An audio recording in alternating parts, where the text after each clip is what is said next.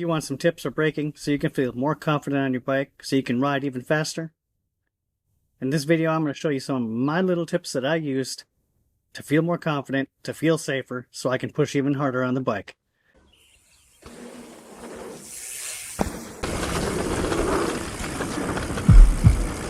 Braking. Slowing down.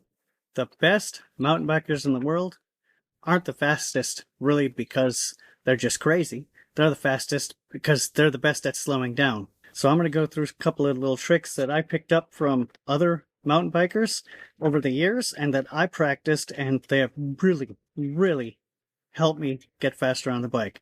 So here we go. So the first thing we're going to go over, the first tip I got for you is just normal braking. Normal hard braking. When you're on your bike and you're in your attack position, you can't just get on the brakes whenever you want.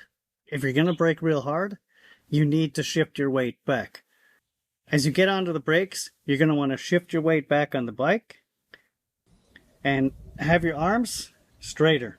The straighter your arms are, the more apt you are to deal with the forces that are going to be pushed into your body while you're braking. One easy example of this is get down in the push-up position.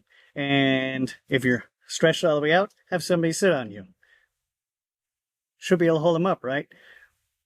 But get down about in that attack position with your elbows bent and have that same person sit on you and see how much harder it is. So just think about that in your head. The straighter your arms are as you brake, the easier it is to hold them forces. My second little tip with that is as you shift your weight back, dip your heels. You're going to want to dip your heels, drop them heels, because as you drop them heels, it is also going to help shift your weight back, and your legs will absorb more of that force of your body trying to keep moving forward. So your arms don't have to take all of it. What you're going to want to do is you're going to practice this. Try to practice this, I don't know, once a week, and you'll get used to moving your body back and getting into that braking position and shifting your weight back. As you shift your weight back, you got more pressure on that back tire because, as we know, your body and your bike both want to keep moving forward. The weight is automatically going to transfer onto your front tire. So as you shift that weight back, you'll also increase the traction of the back wheel so it won't skid as much. My second tip is choose your braking zones. We're using this little section of trail that I ride pretty often. In these examples, I'm going to ride at about 50 to 60% speed, so check out these videos. We're walking up and down the trail here, and you'll see coming down the trail, you're coming in from a really long straightaway. And then there's a slight right corner, and then it gets steeper. The straightaway coming into it averages between 6 and 11%, so you've got some speed. You're coming in, if you're going fast, usually between 40 and 50 kilometers an hour. And you got to scrub that speed off at the top before that first corner, because in that corner it drops off. It drops off a crest, so you're going to lose a little bit of traction. So you need to get your speed down right there before that corner. So you need to pick a good braking zone. That's our first braking zone. So as we go down the trail here, it makes a couple little lefts and rights, but it keeps getting steeper going down. It also gets rootier in a couple spots. But right before it drops off, really steep, and goes to like 24, I think, percent, with a sharp left corner down at the bottom with the roots going into the corner. Right there, you need to pick a new braking zone. And right there, that's where I use attack braking. On to my third tip. We're calling this attack braking. With this method, you can scrub off a massive amount of speed in a very short amount of time, real quickly. I use this braking in this section where it drops off steeper, and I'm going into a rooty corner.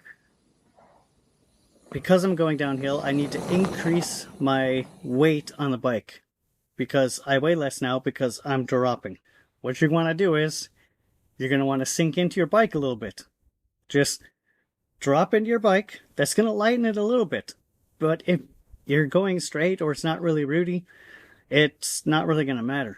And then right as you go to get on the brakes and brake really hard for your attack braking, you're going to push into the bike and stand back up. And as you push into the bike and rock yourself back and stand back up, you're going to increase the pressure on those tires and really increase the friction. So you can scrub off a lot of speed in a very short amount of time. It takes a lot of practice and you'll get it.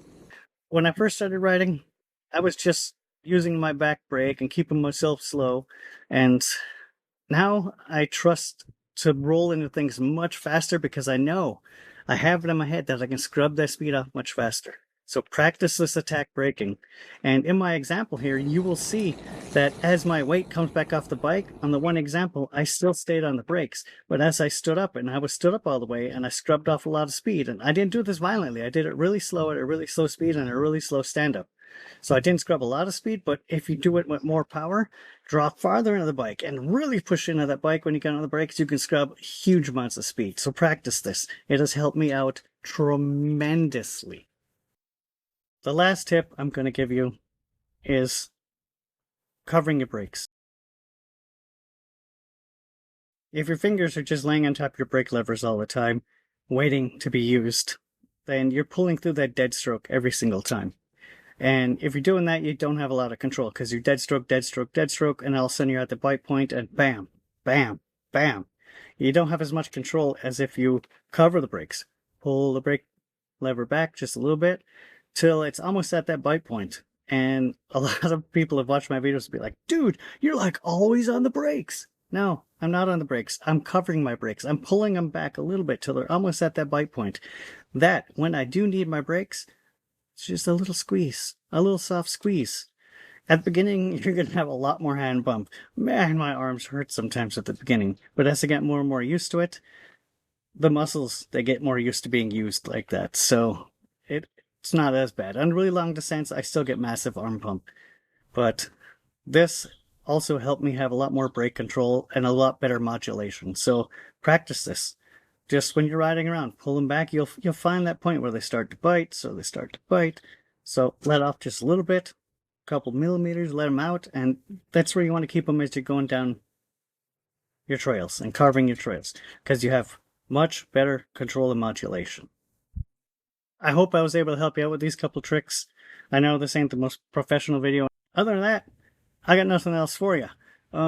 Next video should be coming out in 4 weeks. I'm trying to keep a 4-week rhythm going here. For some reason I mentioned in the last video that this video would be out in 2 weeks. Don't know why I did that. Messed that up. 4 weeks. 4 weeks is my video return rate, I guess, or when I post them every 4 weeks. So next video comes out in about 4 weeks. Come back and see me at the channel then, and never stop shredding. Dave out.